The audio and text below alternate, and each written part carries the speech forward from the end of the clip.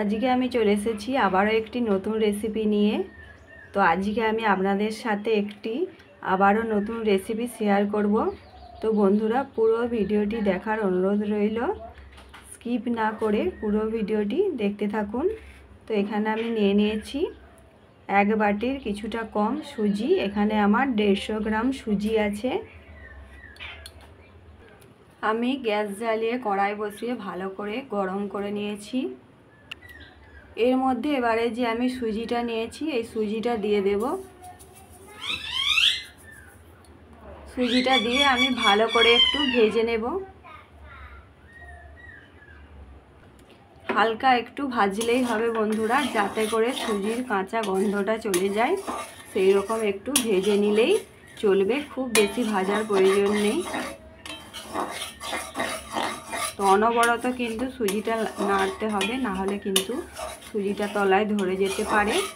তো বন্ধুরা, আমার রেসিপিটি যদি ভালো লেগে থাকে অবশ্যই একটি লাইক করে পাশে থাকার অনুরোধ রইল, এবং যতটা সম্ভব বন্ধুদের সাথে শেয়ার করবেন।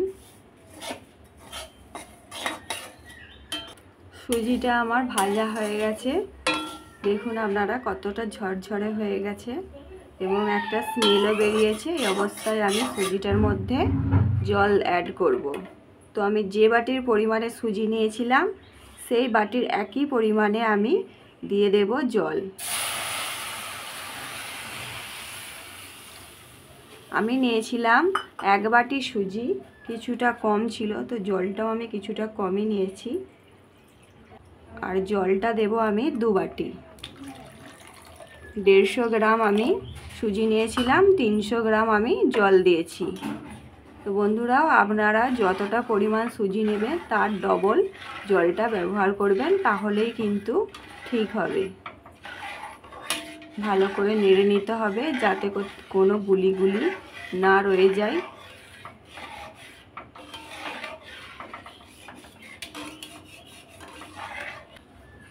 দেখুন বন্ধুরা, সুজিটা কিন্তু ফুটতে শুরু করে দিয়েছে।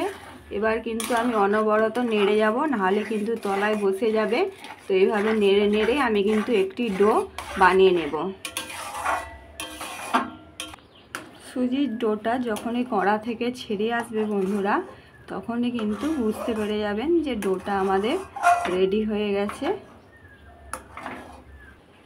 দেখুন বন্ধুরা, আমি কিন্তু একটা ডোয়ের আকারে সুজিটাকে কিন্তু তৈরি করে নিয়েছি এবং কড়া থেকেও কিন্তু ছেড়ে চলে আসছে। দেখুন, এবারে আমি ডোটা একটি পাত্রে তুলে নেব। ডোটা আমি একটি প্লেটে তুলে নিয়েছি। এইভাবে একটু ছড়িয়ে দেব যাতে হালকা একটু ঠান্ডা হয়ে যায়। তো হালকা একটু ঠান্ডা হয়ে গেলেই কিন্তু এই ডোটাকে ভালো করে মেখে নিতে হবে, একদম সফট করে। বেশি ঠান্ডা করা কিন্তু যাবে না বন্ধুরা, তাহলে কিন্তু সফট করে মাখা যাবে না। এইভাবে একটু ঠান্ডা হতে দেব। সুজিটাকে আমি হালকা ঠান্ডা করে নিয়েছি যাতে আমি হাতে করে মাখতে পারি। আর এখানে আমি নিয়ে নিয়েছি 3-4 চামচের মতো গুঁড়ো দুধ। তো এই দুধটা দিয়ে আমি কিন্তু সুজিটা ভালো করে মেখে নেব। অল্প অল্প করে দুধটা দেব আর মেখে নেব, একেবারে পুরোটা দেব না। এইভাবে অল্প অল্প করে চারিদিকে ছড়িয়ে দেব, দিয়ে এইভাবে মেখে নেব। তো বন্ধুরা, আমি আবারও কিন্তু বলছি, সুজিটা কিন্তু একবারে ঠান্ডা হওয়ার পরে আপনারা মাখতে যাবেন না। হালকা যখনই ঠান্ডা হয়ে যাবে তখনই কিন্তু মেখে নেবেন। আবার দিয়ে দেব অল্প একটু গুঁড়ো দুধ। একবারে দিলে দুধটা কিন্তু দলা পাকি যাবে, তার জন্য এইভাবে অল্প অল্প করে দিয়ে দিতে হবে। অল্প করে দিতে হবে আর মেখে নিতে হবে। এইভাবে দুধটা দিলে কিন্তু মিষ্টিগুলোর স্বাদ আরও সুন্দর হয়। তো আপনারা চেষ্টা করবেন গুঁড়ো দুধটা ব্যবহার করার।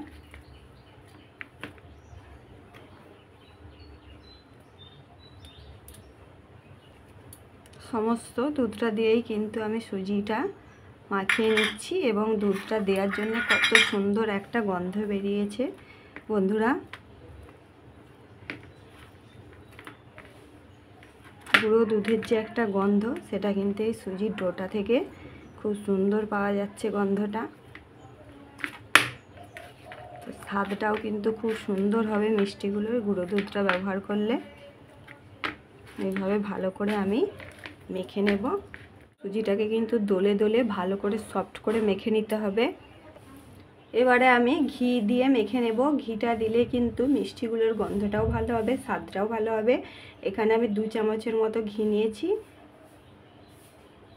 হাতে নিয়ে এইভাবে দিয়ে কিন্তু আমি অল্প অল্প করে দিয়ে মেখে নেব।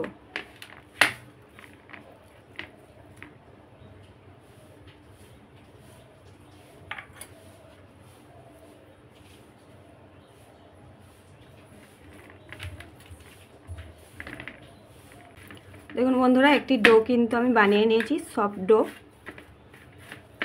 কত সুন্দর কিন্তু ডোটা তৈরি হয়ে গেছে, আপনারা দেখেই বুঝতে পারছেন। তো বন্ধুরা, আপনারাও বাড়িতে এইভাবে অবশ্যই একবার বানিয়ে দেখবেন। খুবই সহজ কিন্তু এটা বানানো, এবং খেতে কিন্তু খুবই সুস্বাদু জিরে গোলাপ জামুনগুলো।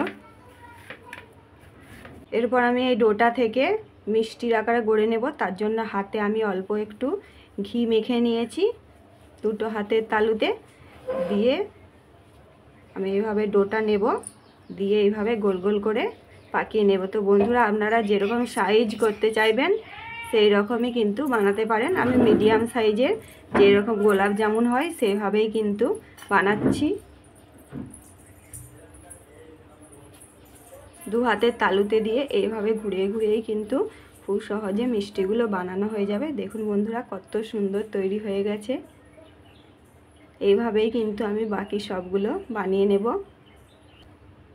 আবারও আমি একটু ডো নিয়ে নেব ঠিক একই সাইজের করে, দিয়ে আবারও এইভাবে 2 হাতের তালুতে করে ঘুরিয়ে ঘুরিয়ে কিন্তু আমি মিষ্টিটা বানিয়ে নেব। দেখুন বন্ধুরা, কত সুন্দর কিন্তু ঝটপট মিষ্টিগুলো তৈরি হয়ে যাচ্ছে। আপনারা বাড়িতে না বানালে কিন্তু বুঝতেই পারবেন না, খেতেও এত সুস্বাদু হয়।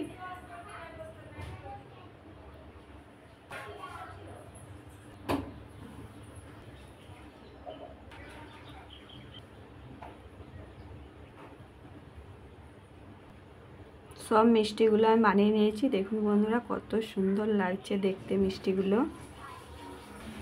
এবারে আমি এগুলোকে ডিপ ফ্রাই করে নেব। কড়াইটা আমি ভালো করে গরম করে নিয়েছি, দিয়ে দেব আমি তেল। তো সাদা তেলে আমি মিষ্টিগুলো ভাজবো। সাদা তেল আমি পরিমাণ মতো দিয়ে দেব, খুব বেশি কিন্তু নয়, ওই 100 থেকে 150 গ্রামের মতো তেল হলেই কিন্তু হয়ে যাবে। ভালো করে তেলটা কিন্তু আমি গরম করে নেব। মিডিয়াম একটা গরম করে নিয়ে তারপর ফ্লেমটাকে মিডিয়ামে করে মিষ্টিগুলো কিন্তু ভেজে নিতে হবে। এই তেলের মধ্যে আমি দিয়ে দিচ্ছি 1 চামচের মতো ঘি। তো ঘিটা দিলে তেলের মধ্যে একটু ঘিয়ের সেন্টটা ছাড়বে, তার জন্য আমি এখানে ঘিটা ব্যবহার করলাম। তো আপনারা না চাইলে নাও ব্যবহার করতে পারেন, এটা অপশনাল। তেলটা আমি ভালো করে গরম করে নিয়ে গ্যাসের ফ্লেমটাকে আমি লো টু মিডিয়ামে করে দিয়েছি। তো মিডিয়াম করেই কিন্তু আমি মিষ্টিগুলো ভাজবো, যাতে ভালো করে ওপর থেকে ভেতর পর্যন্ত মিষ্টিগুলো ভাজা হয়ে যায়।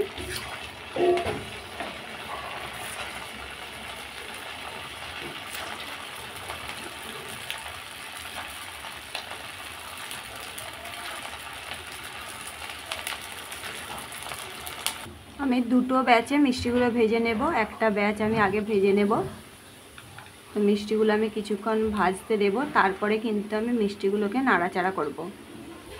মিষ্টিগুলো হালকা ভাজা হয়ে গেছে। এরপর আমি এইভাবে উল্টে পাল্টে কিন্তু ভালো করে 2 পাশ একদম গোটা মিষ্টিটা চারিপাশে আমি গোল্ডেন ব্রাউন করে ভেজে নেব।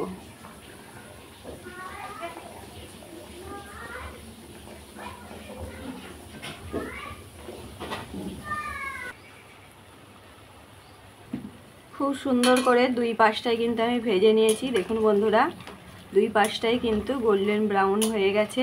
কত সুন্দর লাগছে দেখতে মিষ্টিগুলো। আর আমি বেশি ভাজবো না, এবার কিন্তু আমি তেল থেকে তুলে নেব। তেলটা ঝরিয়ে আমি তুলে নেব মিষ্টিগুলো। সমস্ত মিষ্টিগুলো আমি ভালো করে তেল ঝরিয়ে তুলে নিয়েছি। একটি পাত্রে আমি তুলে নেব।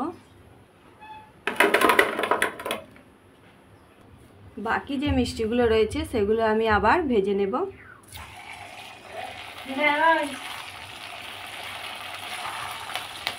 একই রকমভাবে এই মিষ্টিগুলোও আমি ভেজে নেব।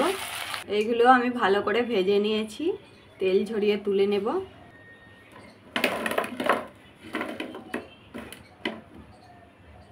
এবারে আমি চিনির সিরাটা বানিয়ে নেব। তার জন্য আমি সেই একই বাটির একই পরিমাপে নিয়ে নিয়েছি চিনি, 1 বাটি চিনি, আর আমি দিয়ে দেব 1.5 বাটি জল। 1 বাটি, হাফ বাটি আমি দিয়েছি মোট 1 বাটি চিনি, 1.5 বাটি জল। ফুটতে দেব আমি, যতক্ষণ না চিনিগুলো গলে যাচ্ছে ততক্ষণ কিন্তু রান্নাটা হতে দিতে হবে। দেখুন বন্ধুরা, চিনিটা কিন্তু সব গলে গেছে এবং রসটাও ভালো করে ফুটে গেছে। এর থেকে বেশি ফোটানোর দরকার নেই এবং 1 তার কি 2 তার করার দরকার নেই, একটু চিটচিটে হলেই কিন্তু চলবে। এর মধ্যে আমরা এবারে যে মিষ্টিগুলো বানিয়ে রেখেছি দিয়ে দেব। দিয়ে আমি 3-4 মিনিট ভালো করে একটু ফুটিয়ে নেব।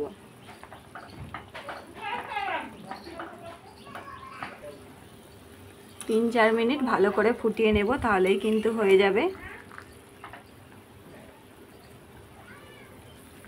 3-4 মিনিট আমি ভালো করে ফুটিয়ে নিয়েছি। এবারে আমি গ্যাসের ফ্লেমটাকে অফ করে দেব। দিয়ে আমি 15 থেকে 20 মিনিট চাপা দিয়ে মিষ্টিগুলোকে একটু রেস্টে রেখে দেব। একটি পাত্রে আমি নামিয়ে রেখেছি, এই পাত্রেই আমি 15 থেকে 20 মিনিট একটু রেস্টে রেখে দেবো মিষ্টিগুলো। তো বন্ধুরা দেখুন কত সুন্দর হয়েছে মিষ্টিগুলো দেখতে, অনেকটাই ফুলে গেছে কিন্তু, এবং রসে থাকলে আরও কিন্তু খানিকটা গোল গোল হয়ে ফুলে যাবে। তো বন্ধুরা আপনারাও বাড়িতে এইভাবে অবশ্যই ট্রাই করে দেখবেন, খুবই সুস্বাদু হয় কিন্তু মিষ্টিগুলো। আপনারাও বাড়িতে অবশ্যই এইভাবে বানিয়ে ট্রাই করে দেখবেন। তো একটা মিষ্টি আপনাদেরকে আমি দেখাচ্ছি, দেখুন বন্ধুরা কতটা নরম তুলতুলে হয়েছে, একদম তুলোর মতো। আর ভেতরটাও দেখুন কত সুন্দর, একদম কিন্তু গুল্লি পাকিয়ে নেই, কত সুন্দর হয় মিষ্টিগুলো। আপনারা বাড়িতে বানালেই কিন্তু বুঝতে পারবেন কত সুন্দর নরম তুলতুলে। দেখুন একদম ভেতর পর্যন্ত রসটা ঢুকেছে, একদম তুলতুল করছে, খেতেও কিন্তু খুবই মজার হয়। তো এইভাবে বাড়িতে বানিয়ে আপনারা অবশ্যই ট্রাই করবেন।